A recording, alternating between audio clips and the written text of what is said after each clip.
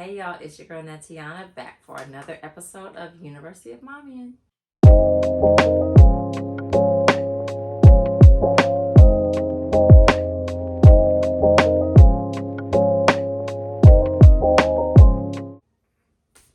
So today we are going to talk about how to get your mojo back. Obviously we have a little visitor today. We have a special guest. She is not taking a nap without being attached to me, so she's invited for today's video because that's how we're getting things done over here at University of Mommying. Okay?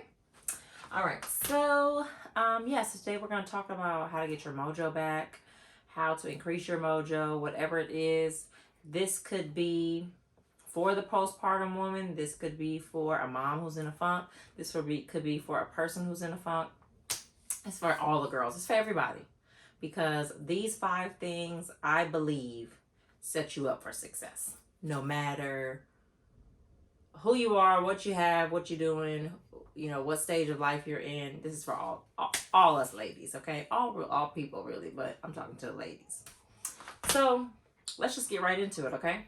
If you hear little baby noises, it is she. Just ignore her. She sounds like an old man sometimes in her sleep, so ignore it.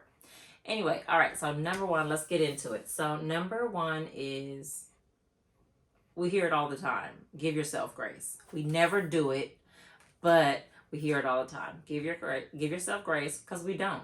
We don't give ourselves enough grace. For example, I filmed this video last week without the child while she was sleeping where she needs to be sleeping for her nap.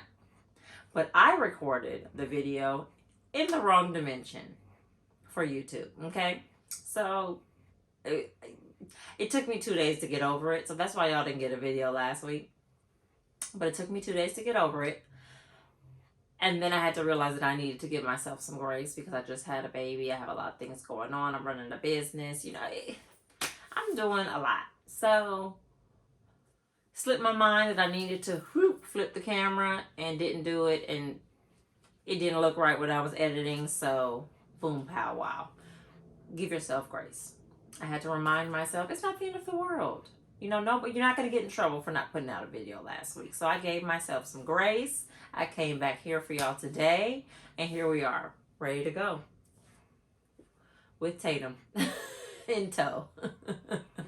So, and right before this video, I'm like, I can't record the video with her attached to me. Why not? Why not? This is a Mommying YouTube channel. Is that right? Shoot. Might as well. Oh, God, I tickled myself. Anyway, that's number 1. Give yourself grace. Number 2, piggybacks on number 1, which I feel like all these are intertwined. Number 2, and these are in my order. Number 2 is set realistic, attainable goals. If you set realistic goals, you'll be so proud of yourself because, yes, you may have to push yourself a little bit to reach them, but they're attainable. They're not so far out of reach. And y'all ignore this ghetto nail. But not so far out of reach that you feel like, oh my gosh, I'll never be able to do that. Like, why would you set yourself up like that, right? So whether it's saving money, let's not start at $100,000. Let's save $1,000 this month or in the next 3 months or whatever have you. Let's not say, I want to save $100,000 in 6 months. I mean, like, unless you out here doing it, good for you. But like, let's set realistic, attainable goals so that you can reach them, right? We want to be happy with ourselves. We're trying to get our mojo back. We're trying to be fulfilled. We're trying to be happy. We're trying to feel good. Summer's coming. You know what I'm saying? So, attainable goals. If it's weight loss, let's not jump out the window and say, I want to lose 45 pounds. Let's start with 10, 5, 3, 1. Like, do things to make you feel good. And that way you can be consistent, continue your goals of saving money, of losing weight, of working out, of, whatever it is on your task list. If it's housework, if it's schoolwork, if it's work at work, You know, if you have a list for your day, because I'm a big pen and paper kind of girl. When I'm at work or even at home, if I have a list of things that I need to do, because memory don't always be so great, I write it down. And I don't write every single thing that I have to do because I know I'm not going to get to it.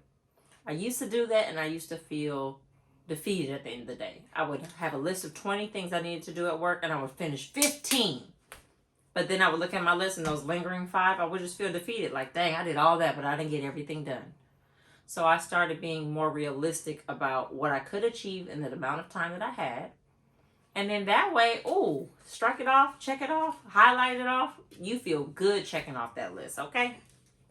So number 2, set realistic goals. So number 1, give grace. Give yourself grace. And number 2, set realistic goals. Another thing, I just want to hop back to number 1 real quick.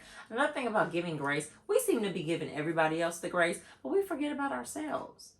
And I'm talking to myself as well. Like, we just always give everybody else the benefit of the doubt, but we don't give ourselves enough of the benefit of the doubt, okay? As my dad used to always tell me, be your biggest critic, but your biggest cheerleader, okay? All right, jump back forward. Number 3. Number 3 is always for me, self-care. And self-care can look differently. Self-care is not always, when people hear self-care, they think, oh, get your nails and your hair done, go get your eyelashes done, whatever. That's, self-care looks different for people. Self-care could be going on a solo date. Self-care could be getting up with friends, taking care of yourself because you need to feed your soul. You need to be around people that make you laugh and feel good or whatever. Self-care could be traveling. Self-care could be working out, being active. I know I feel better about life and the world when I have a little activity in my life. Self-care can be going to Target, child, because we love Target. We love Target a little too much. But yeah, self-care for me lately has been putting in my AirPods when I'm in the shower and listening to music very loudly, because at that time, usually the baby is either winding down or going to be going to sleep, or Kinsley is winding down or going to be going to sleep. So I don't want to, blast loud music at that time. Now, I don't have a problem blasting loud music around the children, but when they're trying to go to bed, it's not the right time, right? So putting my AirPods in and just jamming out in the shower, that has been my jam for the past like 2 or 3 weeks. And then I'm like, I'm like kind of escaping because I got the noise canceling AirPods. Oh, it's wonderful. Also, if you feel like you need to ignore someone, just put them AirPods in, That's just a little tip for the wives out there. If you get it, you get it. Yeah, so those are some examples of self-care. However that looks for you, go for a walk, go get some ice cream, whatever, go for a drive. Oh, well, you got to drive with purpose these days because gas is high, but you know what I'm saying. So, number 1, give grace. Number 2, see, this is why I have to write things down, set realistic, attainable goals. And number 3, self-care. Number 4 goes along with self-care. Buying yourself something. Buy something that fits now. Okay? So if you're a postpartum mommy, or if you're on a weight loss journey, or you're just looking to be a smaller size or a more toned size, whatever that may be, buy something that fits now. Don't go and buy the dress that you have to get into. Don't go in your closet and find the jeans that you want to get into. Go buy something at Target that fits you today and feel good about yourself today. Because nobody has time for all that, okay? Like, while you're reaching your goal, why not feel good about yourself in the process? Make sense? I'm too good at that because I done went and bought myself a whole postpartum wardrobe prior to delivering this here child and afterwards. Oh, I thought I just saw like a ghost. That's why I can't stay home by myself.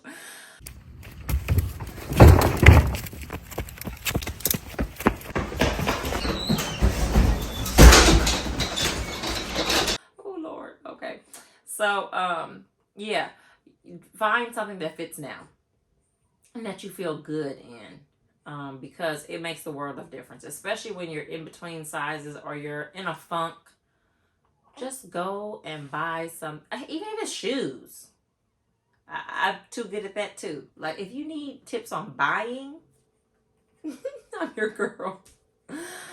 Oh Lord, oh Lord, oh Lord. So yeah, buy something that fits now. Lastly, number 5 is, once you do all that, give yourself grace, set realistic goals, and attainable goals, have some self-care, and buy something that fits. Celebrate your wins. Celebrate. Okay, so we set a goal to lose 5 pounds. You lost 6 pounds. Go do something to celebrate. Whatever that looks like for you. I'm not telling you to go get a pound cake, because that might reverse what you just did. But do something to make you feel good about what you achieved. And it's really funny on this piece, because like my mom's generation is always like, you guys celebrate everything. Yeah. You could be here today, gone tomorrow. I'm going to celebrate me. And I feel as though the people that I surround myself around are very hardworking people. We're working too hard not to celebrate the wins. Okay? If I do something that I set out to do and I do it, and I do it well, which is what I strive to achieve to do in everything, I'm going to celebrate. I'm going to book the trip. I'm going to buy the shoes. I'm going to the fancy dinner brunch. I'm getting all you can eat and bottomless mimosas, because I deserve. And you deserve. So those are my 5 tips for getting back your mojo. I feel as though we all hit a point in where we need a little recalibration. And so I hope these tips help. I really feel like they're for anybody and everybody. I'm using these tips currently as a postpartum mom and in between sizes, mostly where my body's not my body. I'm not pregnant. I don't fit my maternity clothes, and I'm not my normal old size. So I'm in between, and my body is not my own. You know, I am breastfeeding around the clock, on demand, and I'm at the will of Tatum, as we can see. So I'm here with you guys, trying to get my mojo back, feeling good. Hell, I felt good just putting on some makeup, coming to sit down and talk to y'all. Okay, refresh my little braids. Self-care. This is a new outfit. It's a little too big, but I feel cute and comfortable in it. Okay? So, just small things to make yourself feel good and get that mojo back, because summer's here and we're ready. Okay? So, I will see you guys on another episode of University of Mommying next week. Same place, same time. Love you, mean it.